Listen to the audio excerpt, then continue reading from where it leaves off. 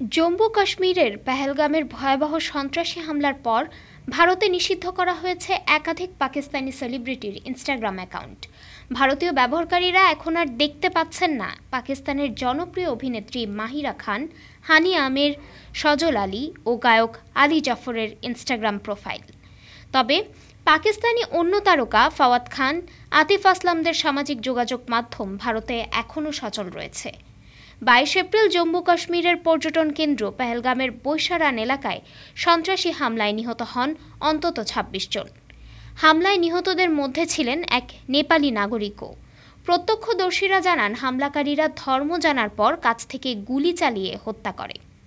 এই হামলার পরই ভারত সরকার ডিজিটাল মাধ্যমে পাকিস্তানি কন্টেন্ট নিয়ন্ত্রণে কঠোর পদক্ষেপ নেয়। এরই মধ্যে ভারত সরকার পাকিস্তানের 16টি ইউটিউব চ্যানেলও ব্লক করে দিয়েছে।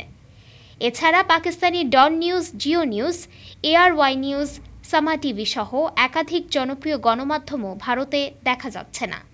সাবেক ক্রিকেটার শোয়েব আখতার ও পডকাস্টার শেহজাদ গিয়াসের ব্যক্তিগত চ্যানেলও রয়েছে ব্লক হওয়া চ্যানেলের তালিকায়। ভারতীয় সরকারি সূত্রে জানা যায়, এসব চ্যানেলের বিরুদ্ধে উস্কানিমূলক, সাম্প্রদায়িক ও মিথ্যা তথ্য প্রচারের অভিযোগ রয়েছে। পদক্ষেপটি নেওয়া হয়েছে স্বরাষ্ট্র মন্ত্রণালয়ের সুপারিশে। এছাড়া ভারতীয় দর্শকরা আর প্রবেশ করতে পারছেন না পাকিস্তানের জনপ্রিয় চ্যানেল যেমন হাম টিভি, ARY ডিজিটাল এবং জিও এন্টারটেইনমেন্ট এর সোশ্যাল মিডিয়া পেজে। এছাড়া পাকিস্তানি অভিনেতা ফাওয়াদ খানের বলিউড সিনেমা আবির গুলালের মুক্তিও ভারতে বাতিল করা হয়েছে। ডেস্ক রিপোর্ট, আজ বার্তা, ঢাকা।